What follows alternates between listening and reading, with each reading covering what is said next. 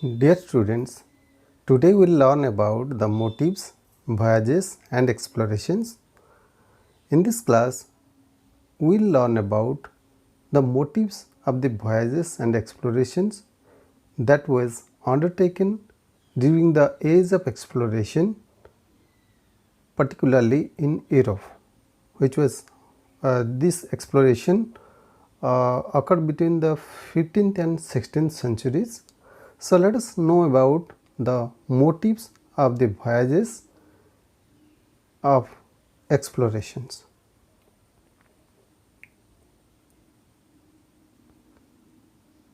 The European age of exploration had a great effect on the course of history of the world.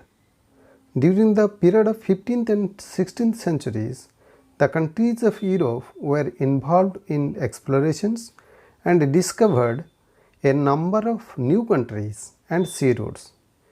These European countries colonized and Europeanized those explored countries.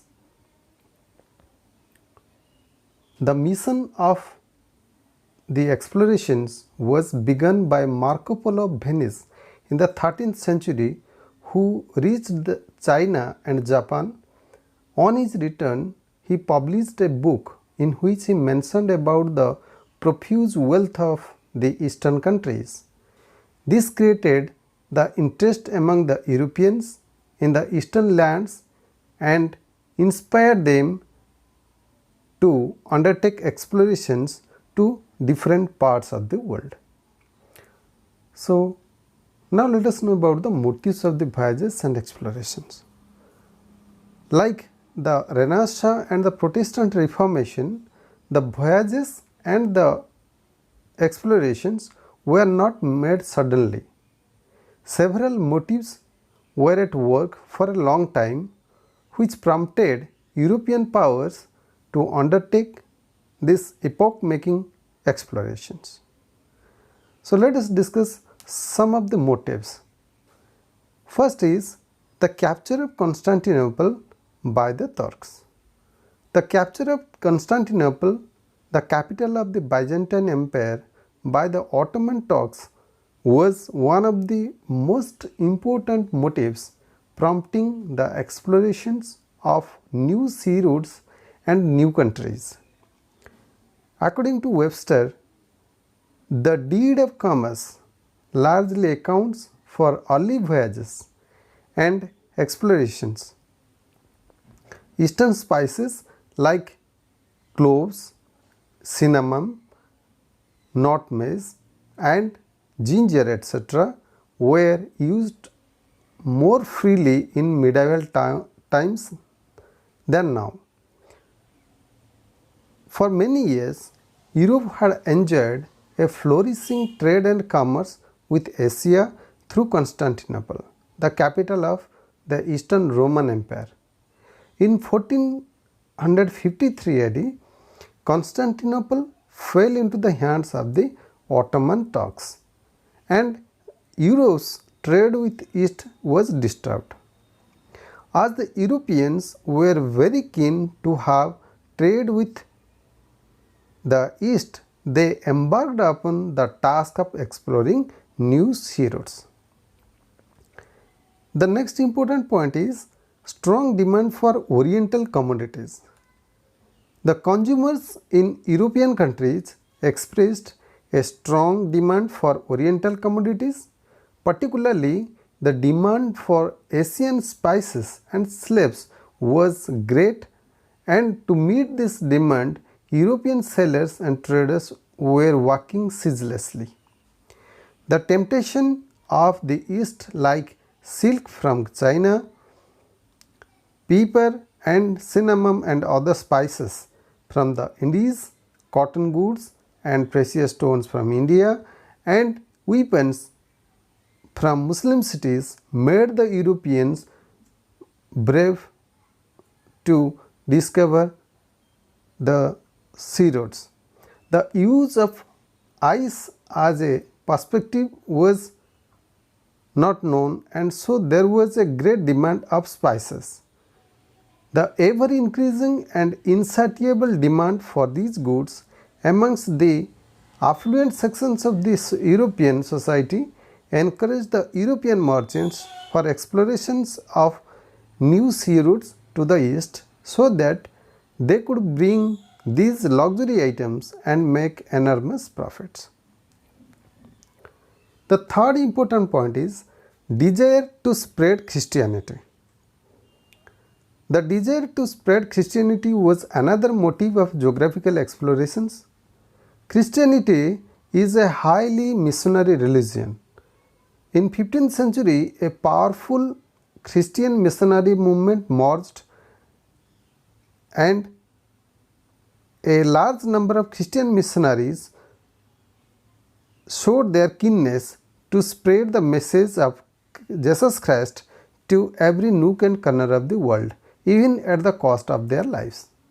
These missionaries were often supported by the European traders and merchants who were also keen to exploit the unexplored lands. The hope of converting the people of the newly discovered countries to Christianity encouraged the kings, nobles, and missionaries for explorations of new lands. The kings of Portugal and Spain had the ambition of spreading Christianity in the new countries as soon as they were discovered. The next important point is the love of adventure. Many enterprising young men came forward to sail to the distant nooks and corners of the world for the sake of satisfying their keen desire to experience adventure and face dangers. Profits were undoubtedly also tempting their mind. Apart from the desire to gain wealth and luxurious articles from East, some young men were also inspired by the spirit of adventure to undertake voyages to unknown lands and discovered the undiscovered lands. The next important point is the ambition of non-Italian traders. In the Middle Ages, the major share of profits of European trade went to Italy. The merchants of other countries of Europe felt that Italian monopoly over Oriental trade prevented them from making huge profit. The only way of improving their trade prospectus was to have direct contacts with the East. This would be possible only if new sea routes could be discovered. Then another point is increase of geographical knowledge. The increase of geographical knowledge also led to the exploration of new sea routes and lands. Travelers, sailors and lovers of adventure had the advantage of a number of books published in the 15th century which provided useful information about the trade routes between Far East and the West, and it improved the geographical knowledge of the Europeans. Some of the prominent works produced during this period were A Merchant's Handbook by Florentine, The Secrets of the Faithful Crusades by a Venetian writer, and books on travels such as The Holy Lands and Africa, etc. So, the repeated assertion of the clergy that the earth was flat and the unknown seas as filled with terrible monsters, as against the assertion of the geographers that the earth was round, also inspired the eager explorers to test it for themselves whether the earth was flat or round. Therefore, they undertook voyages and explored the lands. Another important point is mariner compass and knowledge of shipbuilding.